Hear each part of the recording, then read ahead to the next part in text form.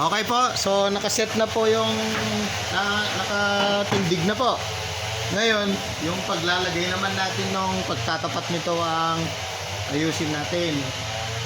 Una, itong squeegee natin tatapat dito pero hindi pa yan kaagad na makukuha kasi ang una natin gagawin, itatapat po itong design natin dito.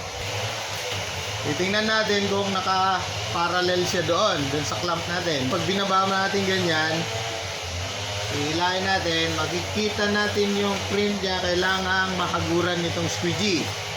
So may konting hindi niya matamaan, gaganon natin, itatapat po natin. Ayan po, nakatapat na siya. Okay, pag nakatapat na po siya, hihigpitin na ito. Yung tools po, bibili na lang po kayo, wala po kami isasamang tools. So nakatapat na po yan, hihilahin ng ganon. Di pag binaba natin ganyan, tapos hinila natin, yung blade po dito, mahahaguran niya lahat. Yun po yun. Kailangan yung cap natin dito ay tumapat din. Ilalagay din natin ito kasi yun ang itatapat natin dito. Sisilipin natin. Pag hinila po natin yan,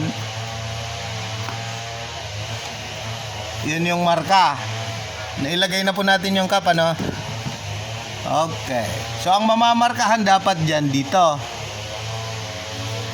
Ayan. Pero yung yung marka niya medyo nahuhulog, masyadong mababa doon. So kailangan ilapit natin dito ito. So ang mangyayari po diyan, luluwagan natin dito para ma-move po natin.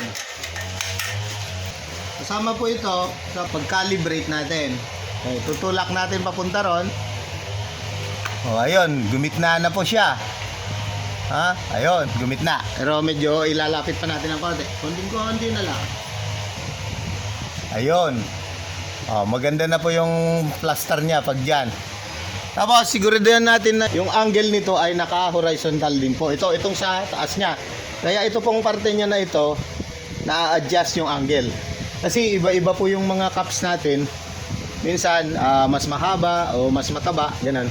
Naapektuhan yung angle. Okay? So tama-tama po yung angle ng pagkalagay natin dito. So higpitan na po rito. Mahigpit na rin naman. Pero sigurado na i-check, double check lang ulit. Tapos dito naman, higpitan. Ilalim.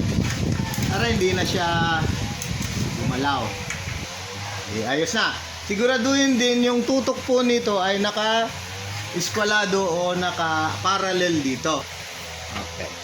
May parte po rito na pag binaba natin ganyan, bibitawan po niya yan para pwede nating dukutin ito at maalis. Yan po, magagamit po natin yan pag maglilinis na po tayo ng screen. Hindi kaya yung kailangan lang natin may i-check. Okay, i-check natin ngayon yung squeegee natin dito. Kailangan yung squeegee natin ay nasa bumbunan niya na ito. Yung hahanapin natin, yung gitnang-gitna po niya yan. Doon po, gitnang-gitna. Sa sitwasyon ngayon, medyo nakahila siya dito. So ang mangyayari, ito, hipitan natin ito yung maayos talaga, makikita natin yung horizon niya. Ayan. Tapos, luluwagan natin, hahanapin natin ngayon yung gitna niya. Okay. Yung paraan ko ng paghanap nun, yung parang unti-unti nating pihit-pihitin dito. Yan, pag nakuha na, hihigpitan, tapos gaganon, tapos makikita na lalapat siya doon. Tapos dahan-dahan higpitan yan. Pakiramdaman po na yung maganda yung pagkalapat.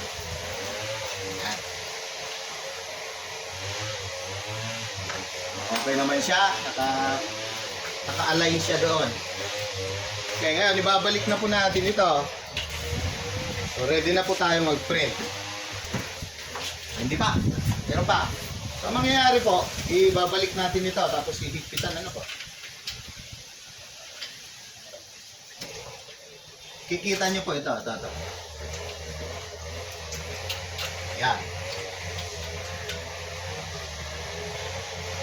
Ayun, lagi kong pinapakita dun sa mga ibang video natin. Kailangan ito, malapit na malapit siya dun sa screen. Nasa ano lang, mga 1/4 inch lang. O 5 millimeters. O ganun lang. So habang gusto natin ilapit na ganyan, daganan ng ganyan, tapos ipitan dito.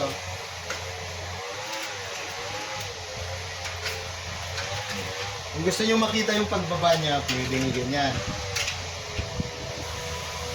Pwede nyo balansehan din dito kung kakabig dun sa kabila. Makikita nyo to. Yan. Konting-konti lang yung lapit niya. Pag nilagay mo to, pwede niyang nadikitan. Ang purpose po kasi nito, no? Pag nag-print ako tayo ganyan, tataas natin ganyan, babalik niya yung ink para ma-flood. Ganun lang po. Okay, so i-check na natin. Yun na po yung alignment niya. Oh, napapaikot naman niya na maayos. So magpa-print na tayo agad. Alright. Ready for printing na po yan.